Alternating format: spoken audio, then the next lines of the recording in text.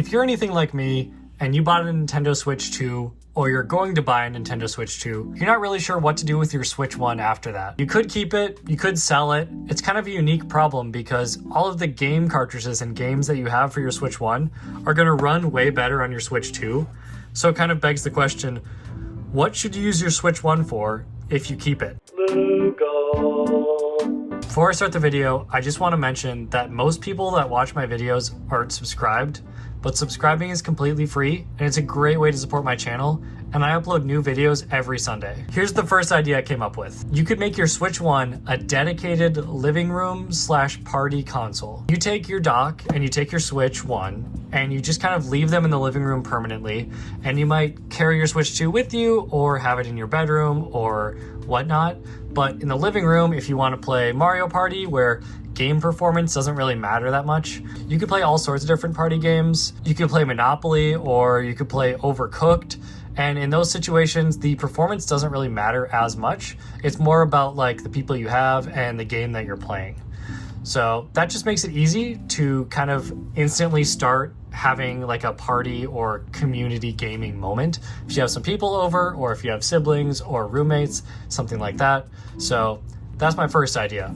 First use case, party console. Okay, the second idea I had is actually pretty similar to the first idea. The second idea is a fitness only Switch. Okay, so I'm talking Ring Fit Adventure, I'm talking Just Dance, any game that like gets you moving, keeping the Switch docked wherever you do that activity. So that could be in your bedroom or that could be in the living room.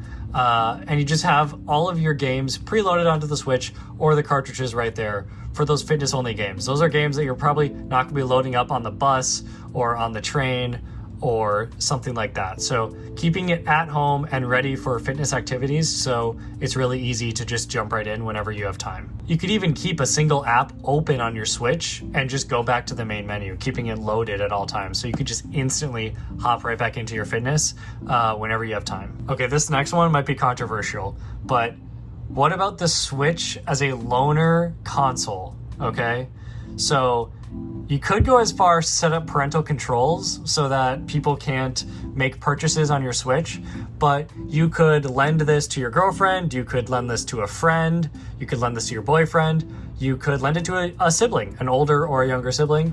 You could like basically have this utility to let people borrow the Switch and play games on it, and you still get to keep your Switch 2 or your Switch OLED, and you get to share the wealth basically. And especially with virtual game cards, you can make sure that there's games that that person can play on the Switch while they have it. And just as an extra layer of safety, you can even set it up so that people who are using your Switch can't make purchases online unless you explicitly allow it. So you can change that in your Nintendo account settings. It's not a parental controls thing, it's in your Nintendo account settings online. Okay, this idea has to do with the Switch 1 Joy-Cons. So if you didn't know, the Switch 1 Joy-Cons can also be paired with your Switch 2 to use as extra controllers for Mario Kart, Mario Party, Super Smash Bros. So this makes the two Joy-Cons you already have on your existing Switch super valuable when it comes to playing games with a bunch of people on your Switch 2. Obviously, the Switch 1 Joy-Cons are not as nice as the Switch 2 Joy-Cons, but you already have them, and Switch 2 Joy-Cons are more expensive, the Pro Controller is more expensive, so it's just really nice to have some like guaranteed easy controllers that you can use.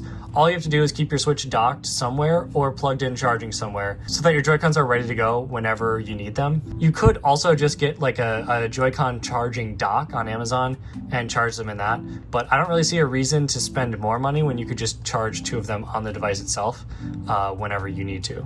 My last idea, which is pretty fitting for what you're watching this video on, is to make your Switch 1 a YouTube console. It doesn't just have to be YouTube, but it could also be Hulu, which you can watch on here. I think that's pretty much it. You can't watch Netflix on here as far as I know. And I don't know if anyone else has an app for a Nintendo Switch. Maybe we'll see that change with the existence of the Switch 2, but you could pretty much use this for watching YouTube explicitly and 24/7. Or if you have a gaming PC, or if you're using your Switch 2 or any other console, you could kind of use this as like a second device, use the kickstand, have it sitting there on the side, and watch YouTube videos for a couple of hours. So it's got speakers, it's got a decent screen. It's not going to be the most premium experience, but it's kind of like a dedicated console. And you could also dock it to your TV and watch YouTube that way. And you could also watch Hulu that way too. All right, guys, the sixth thing, this is like a dark horse thing, but there is game share for some select Switch 2 titles to the Switch 1. So the new Donkey Kong game that comes out next month, July 17th, you will be able to share the game with Nintendo Switch 1 systems so they can play with you. This is a huge deal, and that's super great that Nintendo is supporting that, because it kind of allows both of these systems to exist in the same, you know, product ecosystem, where it's sort of like the MacBook Air and the MacBook Pro. You know what I mean? Where there's a better version and there's a lesser version, and there's some software constraints on this one because the hardware is so old. But if you can still play games like Donkey Kong on it, that's like a perfectly legitimate reason to keep your Switch 1 around, if you ask me. Those are all the ways that I can like think of using your Switch 1. It's just tough for me because I've personally just been playing all of my Switch 1 games, even like Mario Kart 8 right here, on my Switch 2, just because the game runs so much smoother there. So it's kind of a tough sell. I don't really know what I'm going to do with my Switch 1. I'm leaning towards like the fitness route, I think. I don't actually own Ring Fit Adventure. My roommate has it, but I've never personally owned it myself. So I'm thinking about getting into that or getting into Just Dance. I ran a marathon last year, so that was like my primary fitness was running. So something like Ring Fit Adventure or Just Dance just wasn't as interesting to me. But now that I'm no longer training for running, maybe I'll download Ring Fit or Just Dance. If you have experience with those games and want to let me know down below what you think, or just, you know, of all of these options, which option seems like the best one to you, I'd love to hear your thoughts. Or if you're not doing any of these options, I'd love to hear what you're using your Switch 1 for, if you're not selling it.